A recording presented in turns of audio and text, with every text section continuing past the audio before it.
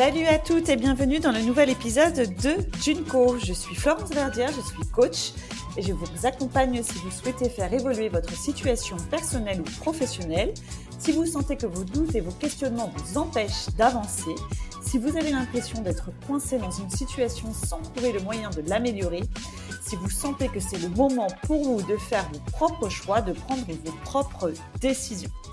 Dans ce nouvel épisode, nous allons dire bye bye, ciao, hasta la vista à nos saboteurs. Les saboteurs, c'est quoi? C'est souvent nos petites voix intérieures qui te disent « tu n'es pas assez bien, tu n'es pas assez prête, tu ne mérites pas ce qui t'arrive ». Ces saboteurs peuvent prendre vraiment 1000 formes, mais par contre, leur seul but, c'est de te ralentir, c'est de t'empêcher d'avancer. Mais aujourd'hui, stop, c'est terminé. Ensemble, on va leur dire bye bye et on va essayer de reprendre un peu de contrôle. Alors, la première étape que je te propose, c'est déjà de les identifier, tes saboteurs. Mais par contre, attention, car ils sont souvent insidieux, ils sont déguisés sous des apparences un peu trompeuses. Ils peuvent se manifester donc par des pensées comme « je suis pas à la hauteur »,« j'ai pas assez d'expérience »,« oui mais si j'échoue », puis les autres ils sont meilleurs que moi. Ces phrases, on les a tous entendues dans notre tête à un moment donné. Alors prends un instant pour réfléchir. C'est quoi, toi, tes pensées qui reviennent sans cesse souvent dans la même situation et qui te paralysent? Quelles sont tes croyances limitantes qui t'empêchent de passer à l'action? Les identifier, ces saboteurs, en fait, c'est déjà leur enlever une partie de leur pouvoir. Parce que tant qu'ils restent cachés, ils agissent en coulisses, sans que tu t'en rendes vraiment compte. Mais une fois que tu les as mis en lumière, tu vas pouvoir commencer à les confronter. Dans un deuxième temps, je te propose de leur donner leur propre identité. Alors, visualise. Comment il est, ce saboteur? Est-ce qu'il a une forme particulière? Est-ce qu'il a un son? Est-ce qu'il a même une odeur? Est-ce qu'il a une forme humaine? Par exemple, dans les personnes que j'ai coachées, il y en a une, c'était un gros nuage gris au-dessus d'elle. Une autre, c'était un gros rideau de fer gris qu'elle n'arrive pas à ouvrir, en fait, qui la bloque.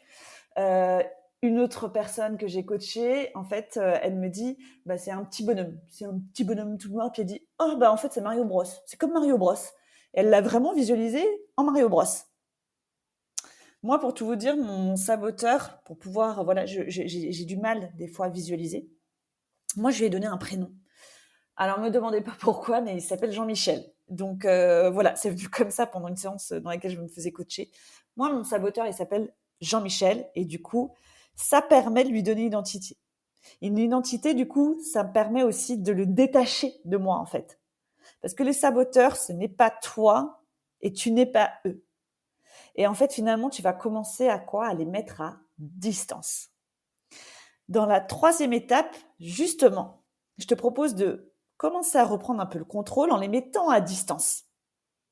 Alors, ça peut être en leur parlant, en disant, mon petit Mario Bros, t'es bien gentil, mais là, en fait, j'ai pas besoin de toi, tu me bloques, tu me freines, tu t'en vas, tu restes à la porte, tu te mets derrière la porte, tu m'attends, ou tu t'en vas, mais là, en fait, tu me bloques, je veux pas que tu sois là. Vraiment de parler comme ça un peu dans la confrontation. Moi, je lui dis, Jean-Michel, écoute, Jean-Mimi, j'étais bien gentil, mais là, en fait, ça va pas le faire, donc tu pars. La dame, la jeune femme, moi, avec le nuage, on peut s'imaginer qu'elle peut souffler dessus. Quand on a besoin plus d'être dans l'action plutôt que dans la parole. Alors trouvez la manière en fait qui vous correspond le mieux pour vous permettre en fait de les mettre à distance et de vous en séparer. Et ça va commencer en fait un peu à être comme un entraînement mental en fait. Plus tu vas le faire et plus en fait ça va venir plus spontanément, plus naturellement. L'étape suivante que je te propose, c'est de passer à l'action malgré tes saboteurs. Parce que ce qu'il faut savoir, c'est que les saboteurs, ils détestent ça, l'action. Eux, ce qu'ils veulent, c'est quoi? De l'hésitation, de l'immobilisme. Alors, si tu veux les affaiblir, si tu veux les faire taire, la meilleure chose que tu puisses faire, c'est d'agir. Mais même un petit pas. Et même si ce n'est pas parfait, passe à l'action. L'action, ça va créer du mouvement, ça va te donner de l'élan. Plus tu vas avancer, plus tu prends confiance en toi, plus tu vas réduire aussi en fait l'espace dans lequel les saboteurs peuvent venir s'immiscer. Parce qu'en fait, à la fin de la journée, ce qui va compter, ce ne sont pas les pensées limitantes qui ont traversé ton esprit, mais ce sont les actions finalement que tu as faites pour avancer. Et souviens-toi bien que l'action n'a pas besoin d'être spectaculaire. Parfois, juste une petite décision, un petit pas, ça peut déjà commencer à venir changer la donne. La dernière étape, c'est de cultiver la bienveillance envers toi-même. Sois ta meilleure alliée, pas ton pire critique. Les saboteurs, en fait, ils se nourrissent de ça, en fait, de ta sévérité envers toi-même, de tes jugements, de ta tendance à te comparer aux autres. Mais si tu choisis de te traiter avec bienveillance, de t'accorder le droit à l'erreur, d'accepter aussi que tu es en apprentissage, en progression, tu vas vraiment réduire l'emprise des saboteurs sur toi. Rappelle-toi que tu fais de ton mieux avec tes connaissances, tes compétences, tes valeurs, tes forces que tu as à un moment donné. Et c'est suffisant. La bienveillance, c'est aussi se donner du temps, de l'espace pour grandir, pour changer, pour laisser de nouvelles habitudes et de nouvelles pensées s'installer. Et avec le temps, tu verras que les saboteurs perdront de plus en plus d'emprise sur toi.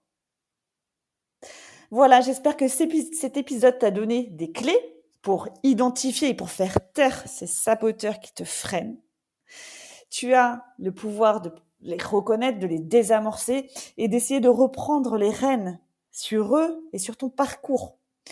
Alors c'est vrai que c'est un travail quotidien, c'est un petit effort au début, mais vraiment c'est un chemin vers plus de sérénité, de liberté et de confiance. Alors merci beaucoup d'avoir écouté cet épisode. Si tu as trouvé que cet épisode t'a été utile, n'hésite pas à t'abonner sur Spotify, sur Apple Podcast, de laisser un 5 étoiles et un joli commentaire. Je serai ravie d'échanger avec toi sur ces sujets des saboteurs. Et en attendant, je vous retrouve très vite pour un nouvel épisode de Junko. Bye bye!